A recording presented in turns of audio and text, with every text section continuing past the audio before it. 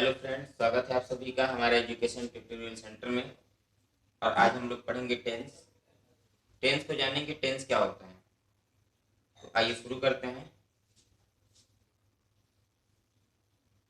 Tense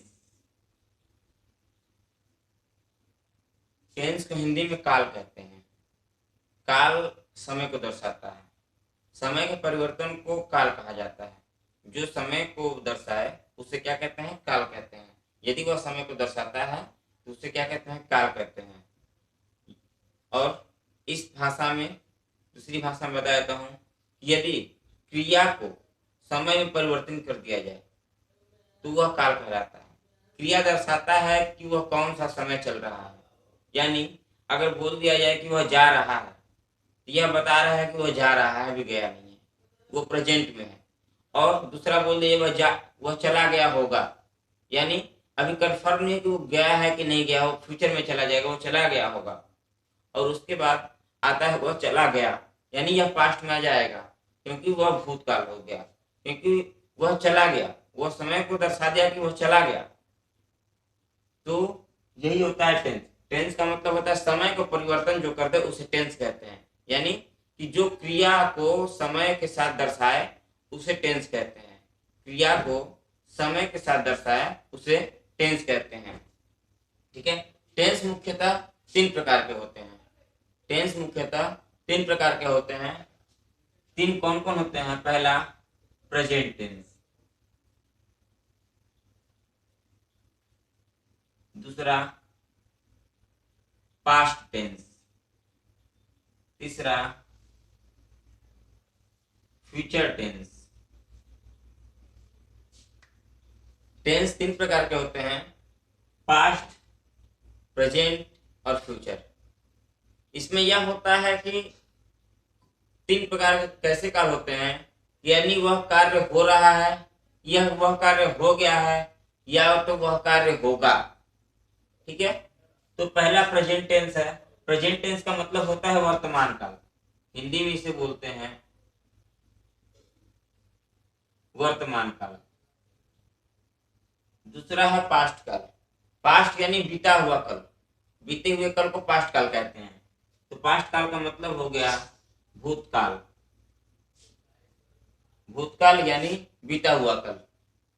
future tense, future tense का मतलब होता है भविष्य काल। फ्यूचर टेंस का मतलब होता है भविष्य काल। भविष्य काल का अर्थ है यदि कोई भी काम आने वाले समय में, जैसे आप अभी पढ़ रहे हैं, हमारे वीडियो को देख रहे हैं, क्या हो सकता है कि आप आने वाले समय में हमारे वीडियो को देखें या न देखें? तो वो जो आने वाला है हमारा वीडियो, उसे कहते हैं फ्यूचर। यानी कि जो आप देख रहे हैं वो प्रेजेंट है, जो पुराना देख चुके हैं वो पास्ट में आएगा, यानी भूतकाल में आएगा, और जो देखने वाले हैं वो फ्यूचर में आएगा। ये हो गया तीन, इसे नोट कर लीजिएगा। चलिए फ्रेंड्स, आगे देखते हैं प्रेजेंट टेंस को। पहले हम प्रेजेंट टेंस को देखेंगे कि प्रेजेंट टेंस क्या है।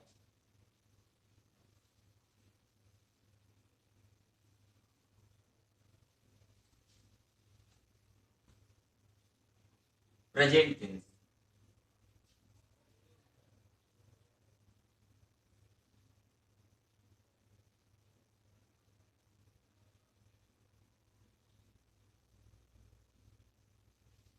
तो मैंने पहले ही बता दिया था कि प्रेजेंट टेंस वो होता है कि जो वर्तमान में चल रहा है। फिर से मैं बता देता हूं, जो कार्य हम कर रहे हैं, इस तरह याद रखिएगा कि जिस कार्य को हम कर रहे हैं वह वर्तमान काल कहलाता है, यानी प्रेजेंट टेंस कहलाता है। और प्रेजेंट टेंस को पहचानेंगे कैसे? यदि कोई भी वाक्य दे दे, टेंस में कोई भी वाक्य दे दे, कुछ भी बोल दे, तो उसे कैसे पहचानेंगे कि वो प्रेजेंट टेंस है, यानी कोई टेंस है? तो मैं प्रेजेंट टेंस को बता रहा हूं कि इसको पहचानने का तरीका। यदि कोई भी वाक्य है, कोई भी वाक्य दे दे, बिल्कुल घबराने वाली बात नहीं है, किसी भी कोई भी वाक्य दे दे, अगर उसमें लास्ट में यदि है आ जाता है, ह का प्रयोग होता है हूं का प्रयोग होता है, तो वह समझ लीजिएगा प्रेजेंट टेंस है, ये कंफर्म। उसको कंफर्म बिना सोचे समझे बोल दीजिएगा कि वो प्रेजेंट टेंस है। अगर कोई बोल दे कि वह खाना खा रहा है, लास्ट में है या, तो इसका मतलब कि बिना देखे बस लास्ट में देखिए क्या चीज है, तो लास्ट में है तो जान जाइए कि प्रेजेंट टेंस है। कुछ भी नहीं सोचना है, बस ये देखना है कि लास्ट में क्या है, तो ये प्रेजेंट टेंस है। दूसरा एग्जांपल मैं बता देता हूं। मैं मैदान में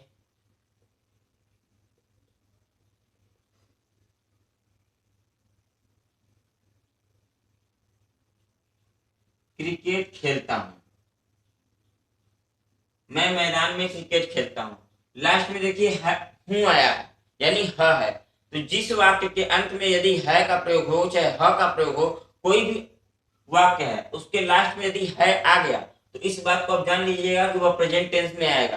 बिना सोचे समझे आप प्रेजेंट टेंस को बता देंगे कि वह लास्ट में क्या है, अगर है हुआ आया तो वह प्रेजेंट टेंस है। ठीक है, अब प्रेजेंट टेंस के भेद जान लेते हैं। उम्मीद करता हूं आपको ये समझ में आया होगा।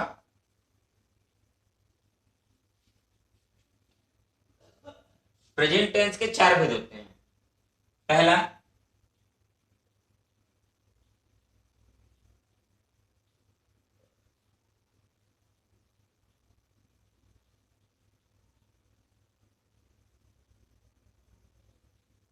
Indefinite tense. दूसरा, प्रेजेंट कंटिन्यूअस टेंस।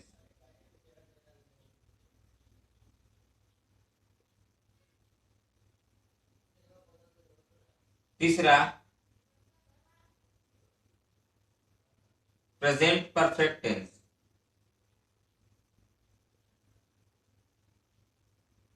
चौथा, प्रेजेंट परफेक्ट कंटिन्यूअस टेंस।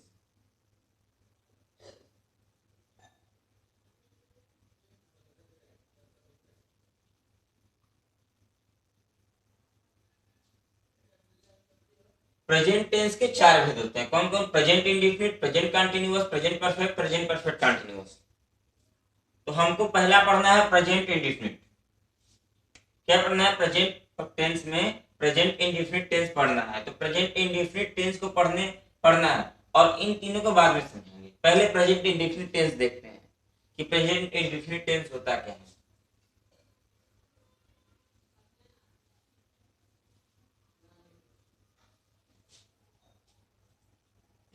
मैंने पहले बताया था कि प्रेजेंट माने होता है वर्तमान, टेंस मीन्स होता है काल, लेकिन इंडेफिनिट मीन्स क्या होता है? तो इंडेफिनिट मीन्स होता है अनिश्चित। लिख लीजिएगा, अनिश्चित।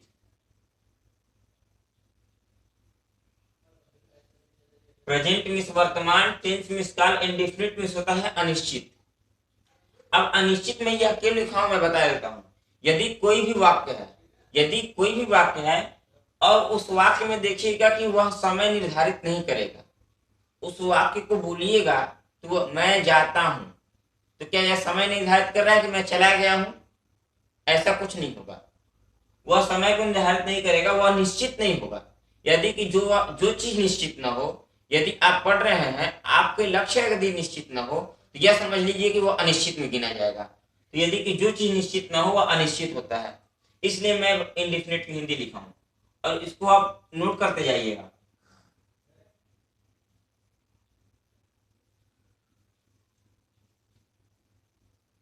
Present indefinite tense, present indefinite tense को कैसे पहचानेंगे? प्रेजेंट टेंस को तो मैंने पहचान लिया कि जिस वाक्य के अंत में है तो वह जान जाएंगे कि प्रेजेंट टेंस है। लेकिन प्रेजेंट इंडेफिनिट टेंस को कैसे जानेंगे कि वह प्रेजेंट इंडेफिनिट टेंस है?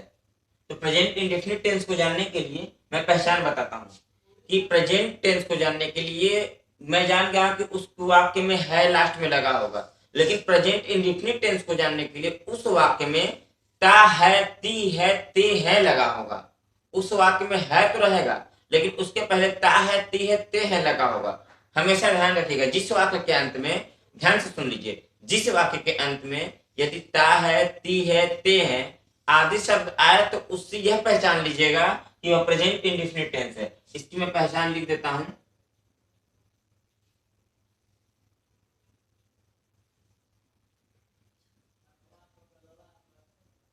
जिस वाक्य के अंत में ता है, ती है, ते है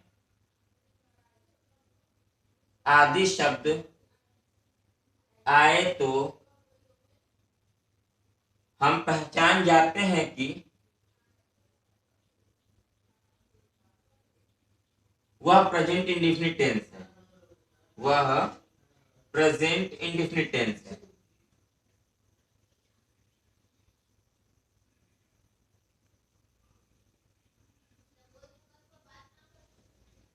इसे नोट कर लीजिएगा कि प्रेजेंट इंडेफिनिट टेंस क्या है। जिस वाक्य के अंत में ता है, ती है, ते हैं आदि शब्द आए तो उसे हम पहचान जाते हैं कि वह प्रेजेंट इंडेफिनिट टेंस है। ठीक है, बिल्कुल इसे ध्यान में रख लीजिएगा। फिर से मैं बता देता हूं कि जिस वाक्य के अंत में ता है, ती है, ते हैं आदि शब्द आए तो हम पहचान जाते हैं कि वह प्रेजेंट इंडेफिनिट टेंस है।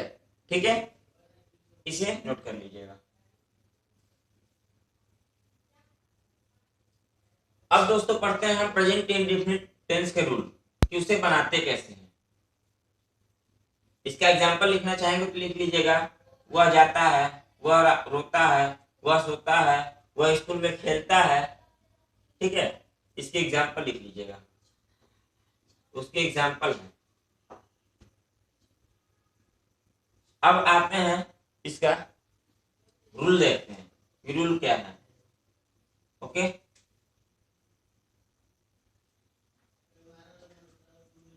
रूल रूल 1 लिख लीजिएगा। रूल 1 इसको बनाते कैसे हैं। पहला कि कर्ता बनाते हैं। कर्ता क्या होता है? वह वस्तु जिसको आदमी करे या किसी कार्य को करने वाले को हम कर्ता कहते हैं। यानी कार्य को करने वाले को क्या कहते हैं? कर्ता।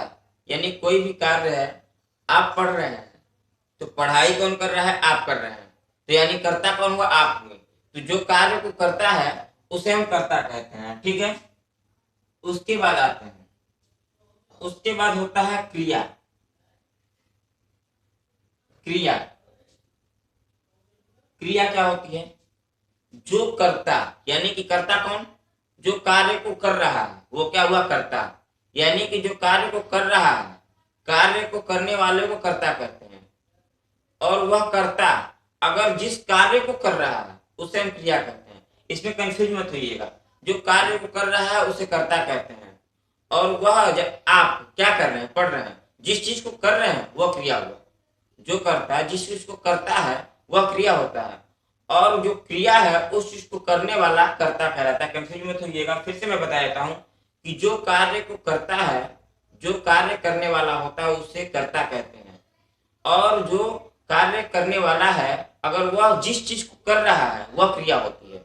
यदि हम आपको पढ़ा रहे हैं तो पढ़ाना मेरा क्रिया हुआ, और आप जिस चीज को पढ़ रहे हैं तो पढ़ना आपका क्रिया हुआ। अब पढ़ कौन रहा है? आप रहे हैं, तो जो पढ़ रहा है वो कर्ता हुआ। ठीक है, तो कर्ता प्लस क्रिया, कर्ता और क्रिया में भूलिएगा मत। ठीक है, इसके आगे यस या ईएस का प्रयोग करते हैं। किसके साथ? एक वचन के साथ। एक वचन के साथ, एक वचन के साथ यस या यस का प्रयोग करते हैं। इसके बाद आएगा आपका ऑब्जेक्ट यानी कि कर्म। कर्म बोल सकते हैं, उसके बाद इत्यादि। ठीक है, कर्ता क्रिया प्लस एक वचन के साथ यस या यस का प्रयोग करेंगे, उसके बाद कर्म प्लस इत्यादि। अब देखते हैं रूल नंबर 2। रूल 2 क्या कहता है कि सब कुछ यही रहेगा, कर्ता रहेगा। जो कार्य को करता है उसे कर्ता कहते हैं, प्लस क्रिया रहेगी। कार्य जो करता है वह किस चीज को कर रहा है वह क्रिया हुआ। ठीक है, प्लस इसमें बहुवचन में यस या यस का प्रयोग नहीं होगा। बहुवचन में यस या यस का प्रयोग नहीं होगा। प्लस इसके बाद आता है कर्म, इसके बाद आता है इत्यादि। अब रूल 3 देखते हैं। रूल थर्ड देखते हैं। रूल थर्ड में क्या कहता है, एक मिनट।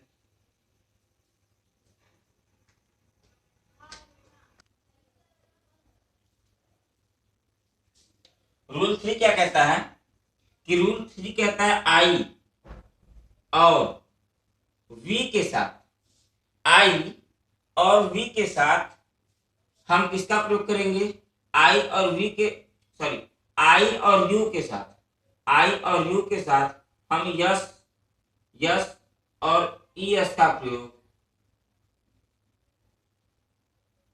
नहीं करेंगे।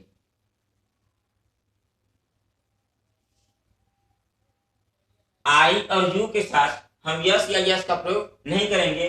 रूल थर्ड मेरा ये कहता है, रूल थर्ड क्या कहता है कि यस और ईएस का प्रयोग आई और यू के साथ नहीं करेंगे। ठीक है, मैं फिर से रूल वन बता देता हूं कि एक वचन के साथ कैसे, उसको एक वचन के साथ अगर कर्ता एक वचन है तो उसको कैसे बनाएंगे। यदि कर्ता एक वचन है तो पहले कर्ता बनाएंगे, उसके बाद क्रिया बनाएंगे, और एक वचन रहेगा तो क्रिया के साथ यस के यस का प्रयोग करेंगे, उसके बाद ऑब्जेक्ट लिखेंगे, कर्म लिखेंगे, उसके बाद ईटीसी जो भी रहेगा वो लिख देंगे। उसके बाद दूसरा रूल मेरा यह कहता है कि यदि पहले कर्ता लिखेंगे फिर क्रिया लिखेंगे, अगर बहुवचन को है, दूसरा रूल बहुवचन है, तो यदि पहले कर्ता फिर लिखेंगे क्रिया, उसमें यस या एस का प्रयोग नहीं करेंगे, उसमें यस या एस का प्रयोग नहीं करेंगे, उसके बाद कर्म लिखेंगे, उसके बाद इत्यादि। ठीक है, और तीसरा रूल कहता है कि आई और यू के साथ यस या एस का प्रयोग नहीं करेंगे, यस या एस का प्रयोग नहीं करेंगे। अब आते हैं, हम आगे बढ़ते हैं।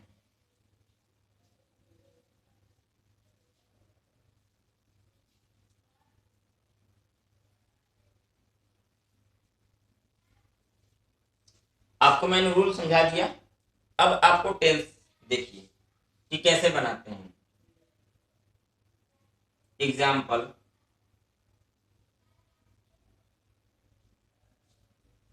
एग्जाम्पल क्या है, वह स्कूल में खेलता है, वह स्कूल में खेलता है। तो इसको पहले बनाने का नियम है कि हम पहले इसे देखेंगे कि यह टेंस कौन सा है, पास्ट है, प्रेजेंट है कि पास्ट है कि फ्यूचर, मैंने तीनों बताया था। तो यहाँ पे लास्ट में क्या है, वाक्य के अंत में है, यानी यह कौन सा है, प्रेजेंट है। यह कौन सा है, प्रेजेंट है। अब प्रेजेंट है तो प्रेजेंट में कौन सा है, प्रेजेंट इंडिफिनिट है कि कंटिन्यूअस है कि परफेक्ट है या परफेक्ट कंटिन्यूअस है। तो प्रेजेंट में यह, प्रेजेंट में प्रेजेंट इंडिफिनिट है, क्योंकि जिस वाक्य के मैंने लिखवाया था कि जिस वाक्य के अंत में ता है, ती है, ते है आदि शब्द आए तो हम पहचान जाते हैं कि वो प्रेजेंट इंडिफिनिट टेंस है। तो इसके वाक्य में लास्ट में ता है आया है, तो यह कौन सा टेंस है, प्रेजेंट इंडिफिनिट टेंस है। और प्रेजेंट इंडिफिनिट टेंस को बनाने का नियम मैंने लिखवा दिया था। यदि यदि वो प्रेजेंट इंडिफिनिट टेंस में, यदि प्रेजेंट इंडिफिनिट टेंस में वह एक वचन है, प्रेजेंट इंडिफिनिट टेंस में यदि वह एक वचन है तो उसके साथ यस या यस का प्रयोग करेंगे। तो क्या एक वचन है तो रूल फर्स्ट लगाएंगे उसके साथ, तो ही का होता है, ही मिस होता है वह।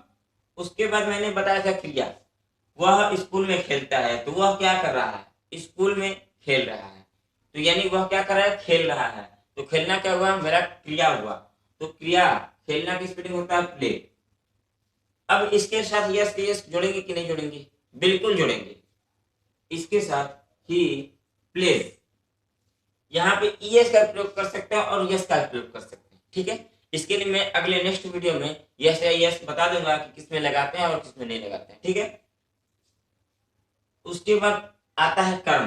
तो कर्म क्या, अब इधर से लेते चलिए, इन द स्कूल। ठीक है, ये हो गया वह स्कूल में खेलता है। ठीक, दूसरा एग्जांपल ले लेते हैं, मैं पढ़ता हूं, मैं पढ़ता हूं। तो पहले ये टेंस कौन सा है, लास्ट में देखेंगे है। तो यानी कि जब यह है तो इसका मतलब है कि यह है तो यह प्रेजेंट में जाएगा, और क्या है, प्रेजेंट में कौन सा है, ता है, ती है, ते है, तो यानी कि यह ता है, ती है, तो प्रेजेंट इंडेफिनिट टेंस है। तो प्रेजेंट इंडेफिनिट टेंस का रूल पता है आपको कि अगर बहुवचन है तो ये बहुवचन है कि एक वचन है, तो मैं है तो इसका मतलब बहुवचन है। लेकिन थर्ड में मैंने बताया था रूल थर्ड में कि आई और यू के साथ यस या यस का प्रयोग नहीं करेंगे, बाकी सेम टू सेम वैसे ही लिखेंगे। तो आई और रहेगा, यस या यस का प्रयोग नहीं करेंगे, इसमें सिर्फ क्रिया लिखेंगे। तो पढ़ना किसकी आवश्यकता है, रीड। अब इसमें यस या यस का प्रयोग नहीं करेंगे तो इसके लिए फुल स्टॉप लगा दिए, आई रीड, बन गया हमारा सेंटेंस। एक और ले लेते हैं, हम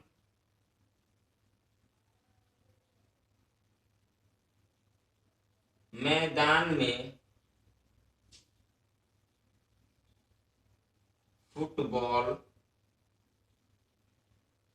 खेलते हैं। तो हम मैदान में फुटबॉल खेलते हैं, तो ये टेंस कौन सा है, लास्ट में है आया है तो प्रेजेंट टेंस है। ते है, ता है, ती है, ते है, इसमें ते है आया है, तो ये कौन सा है, प्रेजेंट इंडेफिनिट टेंस है। और प्रेजेंट इंडेफिनिट टेंस का नियम पता है मुझे, प्रेजेंट इंडेफिनिट टेंस का नियम पता है मुझे। तो नियम कौन सा है, यदि एक वचन है तो यस यस का प्रयोग करेंगे, बहुवचन है तो यस यस का प्रयोग नहीं करेंगे। तो इसमें बहुवचन आया है तो सेकंड रूल को लगा देंगे। रूल क्या था, तो पहले करता, फुटबॉल कौन खेल रहा है, हम खेल रहे हैं, तो वी। और बोल रहा है कि उसके बाद क्रिया, हम क्या कर रहे हैं, मैदान में फुटबॉल खेल रहे हैं, तो खेलना प्ले, खेलना प्ले। और इसमें यस यस का प्रयोग करेंगे तो नहीं करेंगे, क्योंकि हम सेकेंड रूल में बोले थे कि उसमें बहुवचन में यस यस का प्रयोग नहीं करते हैं। उसके बाद आएगा play, play the football in field, the football in field. ये हो गया प्रेजेंट इंडेफिनिट का अफर्मेटिव सेंटेंस का। अफर्मेटिव सेंटेंस का ये क्या हो गया, टेंस बन गया। अब इसके बाद आता है इंट्रोगेटिव, इसके बाद क्या आता है, इंट्रोगेटिव। तो आपको ये समझ में आया, उम्मीद करता हूँ ये आपको समझ में आता होगा। मैं आपको दो कुछ देता हूं, उसको आप अपने से कीजिएगा, उसको आप अपने से कीजिएगा, कुछ अभ्यास तभी होगा।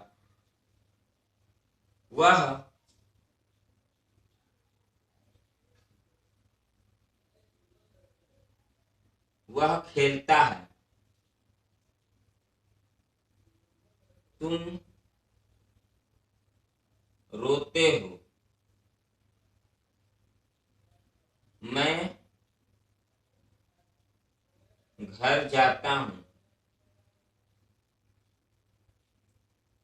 हम बाजार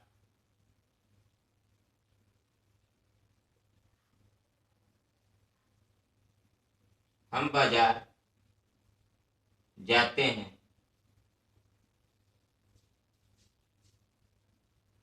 तुम स्कूल के मैदान में क्रिकेट खेलते हो, तुम स्कूल के मैदान में क्रिकेट खेलते हो।